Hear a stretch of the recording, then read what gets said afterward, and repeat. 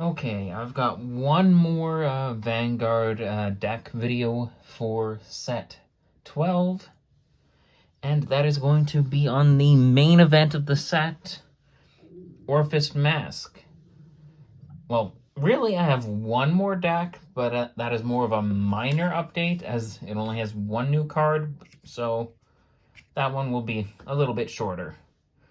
But this will be the main event of the set.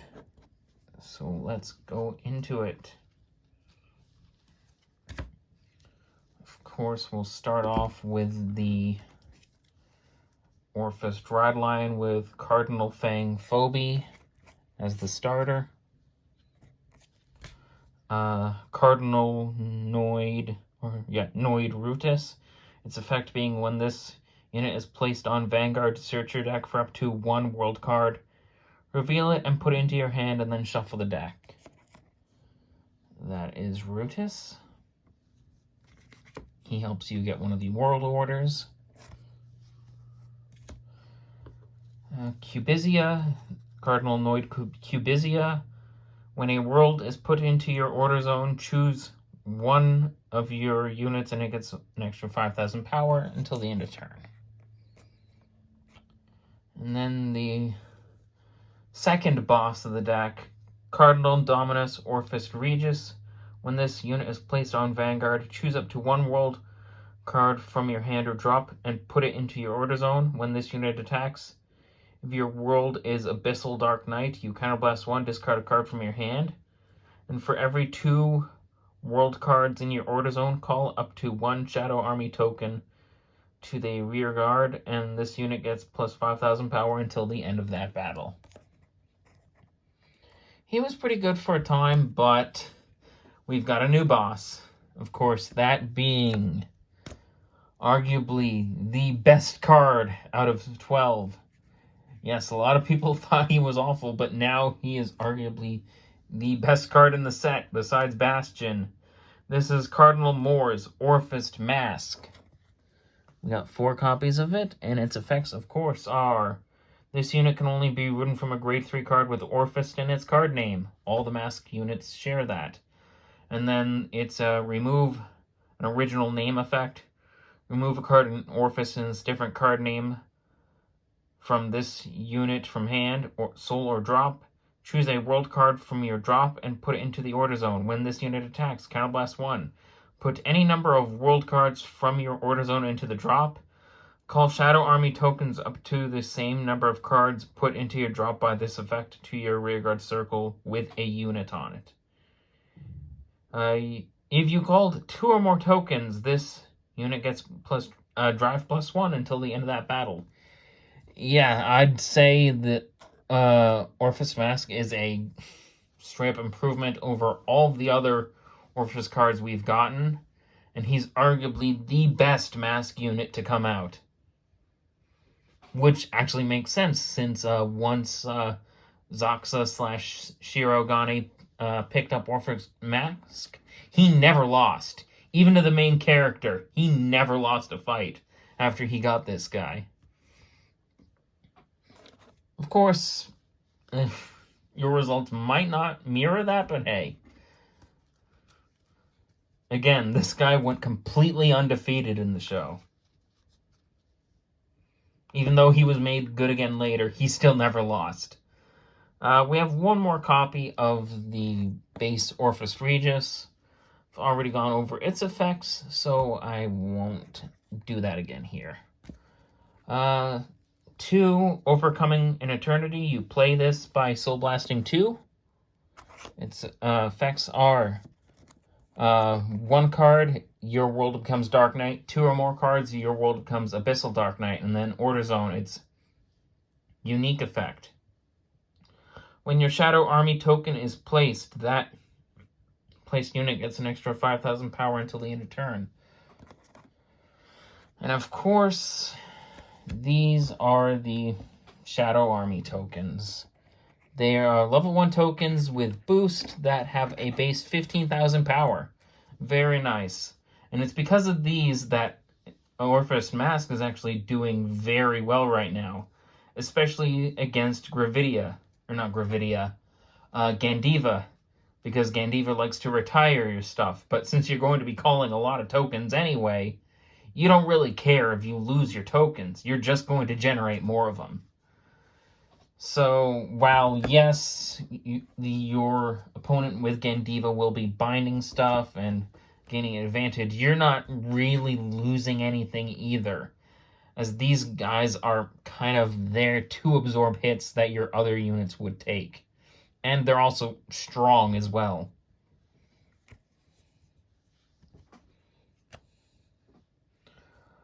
Two copies of the Masque of Hydreigon. We've gone over it so many times now by this point. However, it will probably be the final deck with it, except for the fully powered Griffogilla deck coming in set 13. But yeah, this video is probably going to be the last Masque-centric video for me, unless I pick up any of the Stoicheia Masque decks, which might not, as I'm not really too interested in a lot of the Stoicheia decks. Yeah, we've gone over Masque of Hydreigon so many times now on this channel. I'm not going to go into it again. Pollux, Polarax Dragon. I went over this in the Orfist stand-up, or well, not just the Orfist stand-up deck set, all the new stand-up deck sets that came out a few weeks ago. The Graham Grace, Orfist, and Favrenil ones. Of course, this one being from the Orfist one. And it was the new card that came out in it.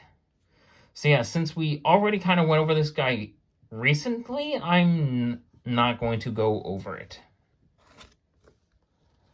Again, we've got 4 copies of the Dragon Tree Wretch Cyber Cartool, or Kaitool. Again, this is just the Brantgate version of Skullkemda, which we've gone over many times before. So I won't bother with it here. We're running 4 copies of it this time, though. Howling Moonlit Night. This is now the only order we play 4 copies of. It is basically 4 Upstart Goblins. Upstart Goblin is obviously a Yu-Gi-Oh card where you give your opponent 1,000 life points to draw 1 card. However, with this card, it's you still blast 1 card to draw 1 card, and then, of course, you have all the other world order effects where it becomes Dark Knight or Abyssal Dark Knight, depending on how many world orders you have. And of course, this one's unique effect is that you get to draw a card.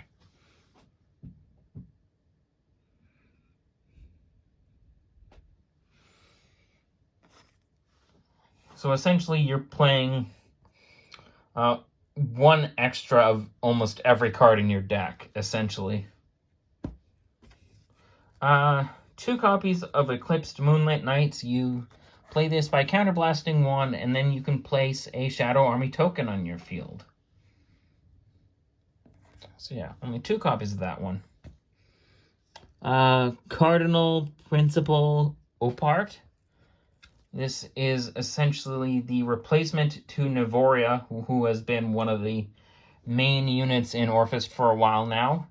This is a grade 1 version of both Nevoria, as mentioned, and the guy that lets you send up to 2 orders to the drop. Who was it again?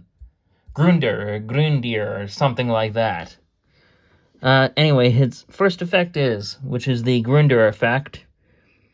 When this unit is placed on rearguard circle, if you have a Vanguard with Orfist in its card name, you counterblast 1. Search your deck for up to 1 world order card, discard it, and then shuffle the deck. And then its other effect, when this unit is placed on rearguard, if your Vanguard is Cardinal Morse Orfist Masque, you may call a Shadow Army token. Wait a minute. When this unit is retired from rearguard, if your Vanguard is Cardinal Morse Orfist Masque, you may call a Shadow Army token to the rearguard. There we go. I don't have the light on, so it's not glaring on the cards, but now I can't really see all that much. Oh well. We're basically at the end here anyway. 4 perfect guards, of course, 3 being the Brantgate perfect guards and 1 being the Elementaris Sanctitude.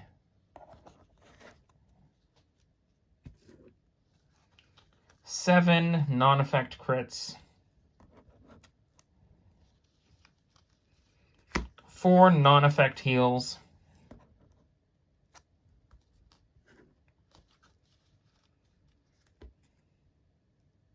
Yeah, 4 non-effect heals. 4 of the effect draws. And of course, to finish it off, the Brantgate Overtrigger. And that will be all of the new Vanguard decks done, besides the last smaller one. And yeah, I hope you enjoyed all these videos for set 12.